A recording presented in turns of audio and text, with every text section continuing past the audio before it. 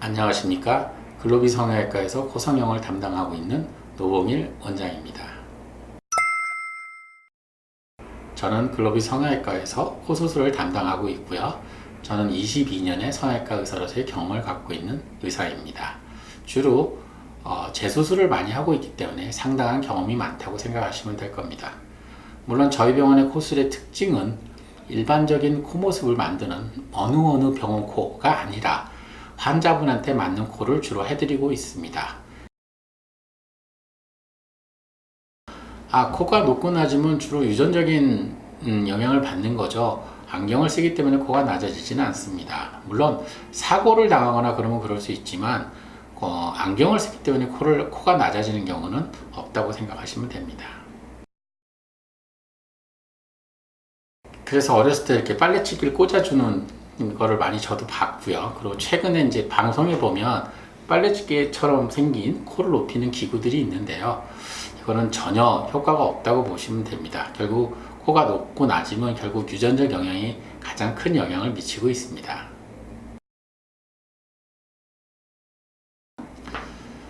일단 남자와 여자의 그 골격의 차이가 있습니다. 남자분들은 이렇게 눈썹뼈가 많이 나오신 편이고요. 그리고 코가 아무래도 이렇게 쭉 뻗는 모습을 좋아하기 때문에 거기에 맞춰서 수술을 해야 됩니다. 그리고 가장 신경 써야 되는 건 남자들이 이렇게 눈썹뼈가 돌출되어 있기 때문에 그 돌출돼서 푹 꺼지는 것 때문에 콧대 라인에 수술하고 나서 미간선이 보인다든지 그런 문제가 있는데 그거를 잘 고려해서 아주 남성스러운 직선 라인을 만들어 줘야 됩니다. 실제로 그렇게 많이 개선되진 않지만 아주 작은 효과가 있을 수는 있습니다. 예를 들어 이제 보형물을 아주 높게 세우는 경우는 실제로 우리가 코가 자리를 다 잡는 6개월이 지나서 눈과 눈 사이 거리를 제가 측정해 본 경험이 몇 번 있었는데 실제로 아주 미세한 양 정도는 좁아진 효과가 납니다. 하지만 그게 눈으로 확 보여줄 정도는 아닙니다.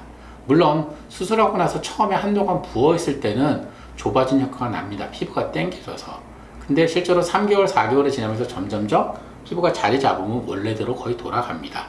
그래서 이제 예를 들어 눈이 먼 분들이 코술하고 나서 눈이 가까워졌다고 되게 좋아하시는데 실제로 한 4개월, 5개월째 되면 다시 눈이 멀어지기 때문에 앞트임 상담을 하러 옵니다. 그래서 코를 높였을 때는 물론 중간에 콧대 라인이 생겨서 상대적으로 좀 좁아진 효과가 날 수 있겠지만 실제로 거리를 쟀을 때는 좁아진 효과는 그렇게 많지는 않습니다. 자, 보형물은 일단 크게 두 가지로 볼 수 있습니다. 하나는 내 몸의 물질이고요. 또 하나는 내 몸의 물질이 아닌 것들입니다. 물론 내 몸의 물질인 진피나 늑연골 것들이 부작용이 제일 적긴 하지만 아무래도 모양적으로는 좋진 않습니다. 그렇기 때문에 내 몸의 물질 아닌 것들을 쓰게 되는데 보통 일반적으로 알려진 게 실리콘, 고아텍스, 요즘에 최근에도 좀 쓰이기 시작하는 메가덤이 있는데 실제로 세 가지 제품을 비교했을 때 가장 부작용이 적은 건 실리콘이고요. 그리고 모양적으로도 실리콘이 제일 좋다고 보시면 될 겁니다. 그 질문은 굉장히 많이 받는 질문입니다. 실제로 최근에 이제 뭐 공해라든지 이런 것 때문에 비염을 갖고 있는 분이 굉장히 많습니다. 물론 저도 있거든요. 그래서 비염이 있는 환자들이 이런 질문을 되게 많이 하는데 실제로 비염이 있는 환자들 거의 대부분은 수술을 받습니다. 물론 지금 당장 증상적으로 비염 증상이 굉장히 심하다. 그러면 좀 치료를 하고 나서 수술을 해야겠지만 그렇지 않다면 비염이 있으셔도 수술을 하는데 큰 지장은 없습니다.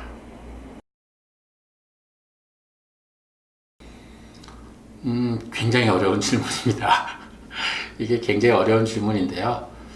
일단 상담을 충분히 해야 됩니다. 그리고 상담을 충분히 해서 선생님과 의논을 해서 그분하고 서로 생각하는 게 맞는지를 결정을 해야 될 거고요. 들어봤을 때 수술 방법이 비교적 합리적이고 너무 복잡하지 않은 쪽으로 가시는 게 좋을 것 같고요. 또 하나는 제일 좋은 건 자기 친구들 중에 수술했던 친구들이 그 병원에서 굉장히 결과가 좋았다면 그 병원을 선택하시는 게 가장 좋을 겁니다. 비중격 망곡증은 코 성형으로 가능하진 않지만 코 성형할 때 비중격 망곡증을 교정할 수는 있습니다. 실제로 수술 자체는 다른 거거든요. 하지만 이비인후과에서 비중격 만곡증 수술하는 거와 성형외과 수술하는 만곡증 방법은 좀 다릅니다. 이비인후과에서 하는 수술은 휘어진 부분 중에 일부를 잘라내므로써 그걸 띄어내서 비중격 만곡증을 교정하지만, 성형외과에서는 그 외에 다른 부분의 휜 부분을 다시 잘라서 맞춰주는 수술을 하기 때문에 기능적으로는 훨씬 더 효과가 있다고 보시면 될 거고요.